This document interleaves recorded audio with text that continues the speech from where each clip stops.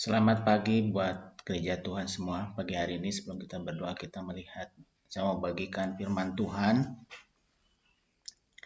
Saya share. Saudaraku, hari ini saya mau bawain bagaimana perjuangan orang yang di masa yang sulit ini ya.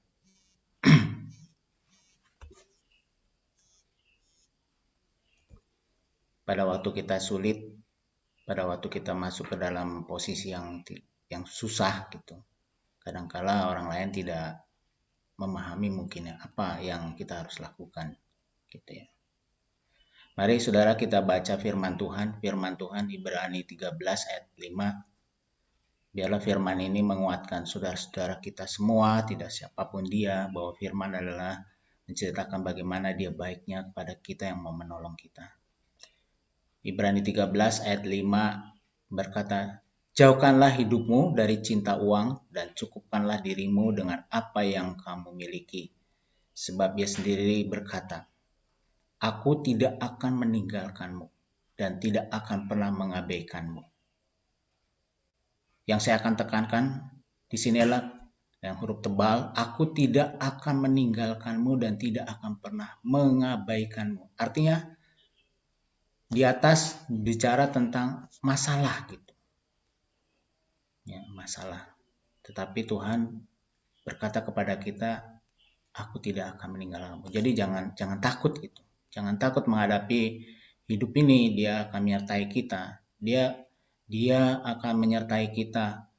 Sekarang tinggal bagian kita ada di mana gitu ya. Saudaraku, sebentar. Adalah tidak mudah ya untuk mengatasi masalah yang menekan hidup kita. Apakah itu sakit yang sedang diderita sekarang dan nggak mau sembuh-sembuh gitu, ada aja tiap hari keluhannya. Terus atau yang lain lagi ada, atau kebutuhan keuangan yang mendesak tetapi tidak tahu dari mana harus mendapatkannya. Ini kan pusing nih. Saya bisa mendengar keluhan-keluhan ini dari beberapa orang ya yang mengalaminya. Pada waktu saya mengalaminya pun tidak mudah untuk menghadapinya karena saya harus ada di situ. Tidak semudah orang yang menasihatinya karena ya kita yang mengalaminya. Mungkin yang menasihatinya kita harus begini, kita sabar, ya Tuhan itu baik. Ya yang mengalaminya kan lain ya. Saya ingat sekali pada waktu dia ada di ICU ya. Setiap hari saya lihat orang yang ada di depan, saya bingung gitu. Pertama kali ada di ICU tuh saya lihat, ini kenapa orangnya sebentar-bentar ada yang lewat, ternyata yang game over gitu. Saya nggak tahu karena susternya nggak bilang itu lagi game over. Jadi itulah perjuangan hidup seseorang, saudara. Mungkin Anda mendengar bagaimana kawan kita boleh mengalami kelepasan dari masalahnya yang menekan dia. Kita dengar kesaksian. Tetapi bagaimana dengan saya? Karena saya yang mengalaminya tadi saya katakan. Seperti tidak ada pertolongan, kayaknya pintu tertutup semua. Kita tidak bisa menuntut kepada orang lain untuk menolong kita. Kita mau minta pendeta kita atau siapa, orang yang dekat kita, tolonglah saya gitu. Nggak bisa nuntut seperti itu. Kadang saya melihat kawan saya mengambil jalan pintas untuk memenuhi kebutuhan mereka. Karena mendesak, nggak tahu lagi harus bagaimana ya. Dia lakukan hal yang jalan pintas, shortcut yang kurang bagus ya. Seorang kawan berkata kepada saya, apa yang gereja bisa tolong sama orang itu? Atau komunitas bisa tolong apa? Mereka juga punya keterbatasan, saudara. Gereja punya keterbatasan sebagai komunitas. Sehingga orang yang terjepit itu, yang tadi lagi bermasalah, melakukan manipulasi karena nggak tahu lagi jalan keluarnya.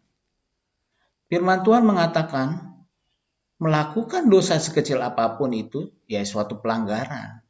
Ya berdosa, mau kecil, mau besar, sama. Koruptor 2 miliar sama yang koruptor mangga sebelah rumah ya sama ya.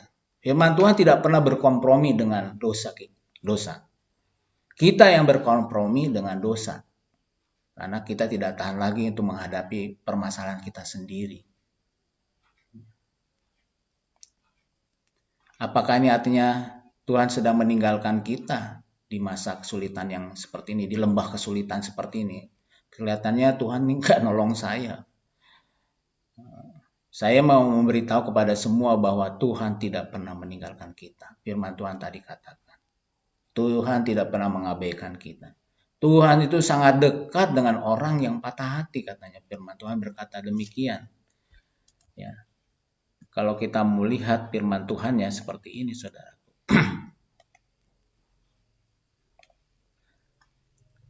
Di Mazmur 34 ayat 18, apabila orang-orang benar itu berseru-seru, maka Tuhan mendengar dan melepaskan mereka dari segala kesesakannya. Jelas sekali. Saudara sudah berseru-seru, oh sudah, tahan, tunggu dulu ya. Di Ibrani 13 ayat 5 katanya, aku tidak akan pernah meninggalkanmu dan tidak akan pernah mengabaikanmu. Kalau engkau mendapatkan janji seperti itu, mengapa tidak kau percaya saja? Dia asuransi kita. Saya pernah punya asuransi ya, jadi pada waktu mobil saya ada kecelakaan, saya tenang aja, tinggal telepon agen asuransinya, saya yakin mobil saya jadi bagus lagi. Karena saya percaya, karena saya digaransi sama dia. Nah seperti inilah kita dengan Tuhan ya. Apabila orang-orang benar itu berseru, maka Tuhan akan mendengar. Tuhan bukan akan lagi, Tuhan mendengar dan melepaskan mereka dari segala kesesakannya. Jadi sebenarnya hidup dengan Tuhan itu enak sebenarnya. Ada jalan keluarnya, cuman kita nggak tahan dagingnya untuk berjuang sebentar saja. Kita lanjut, saudara. Ya.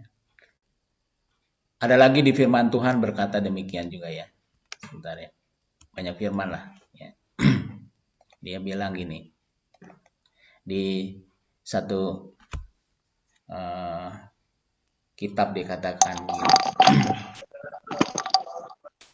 Lalu datanglah seorang nabi. Ini kitab Raja-Raja sebenarnya. Lalu datanglah seorang nabi kepada Raja Ahab berkata, inilah dikatakan Tuhan.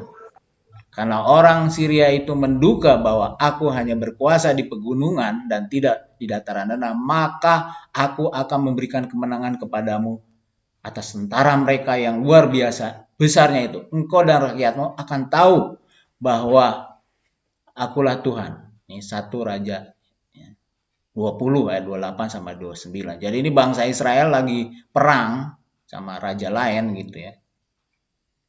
Tapi kelihatannya musuhnya lebih kuat gitu. Arti kata penyakitnya lebih kuat ataupun permasalahan lebih kuat. Tapi Tuhan bilang kepada kita bahwa Tuhan itu adalah Tuhan di masa senang ataupun masa susah gitu. Jadi saudaraku, Allah sangat mengasihi bangsa Israel. Sangat mengasihi. Allah Israel adalah Allah di gunung dan juga di lembah. Allah yang memberi kemenangan kepada bangsa Israel karena Allah lah yang berperang. Allah kita juga adalah Allah dalam masa senang ataupun sulit. Ini bicaranya yang sulit, yang kadang-kadang yang susah ini di sulitnya ini. Dialah yang berperang bagi kita. Dia yang meninggalkan kita. Saudaraku yang sedang mengalaminya, yuk sama-sama kita berdatangannya kepada Allah di lembah dan Allah di gunung itu. Allah ingin tahu bahwa Ia adalah Allah yang sangat dahsyat. Allah lah yang berperang buat kita semua jemaat Tuhan. Atas penyakit kita, atas kebutuhan kita, atas yang lain-lain gitu. Kalau saudara sudah mengalami bersama Tuhan, waduh sedap sekali. Jalan Tuhan itu baik. Kita bisa menguatkan orang lain. Tenang, kita punya Allah yang hebat. Saudara bisa bercerita siapakah Tuhan itu. Ya. Tuhan berkata, engkau akan tahu bahwa akulah Tuhan. Dia berkata kepada kita pagi hari ini. Biar engkau tahu bahwa akulah Tuhan. Yesus itu Tuhan atas kebutuhanmu, atas penyakitmu. Jangan takut. Mari kita berdoa bagi semuanya hari ini.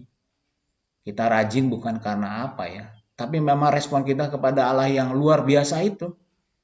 Mari yuk, ajak kita, anak-anak kita, keluarga kita berdoa bukan karena disuruh Pak Pendeta atau program gereja, enggak. Kita datang karena kita tahu Allahnya dahsyat. Bagi orang yang sudah mengalaminya bisa bercerita tentang Tuhan. Tadi Pak Oscar ada sedikit cerita ya di akhir mau kebaktian, mau berdoa ya.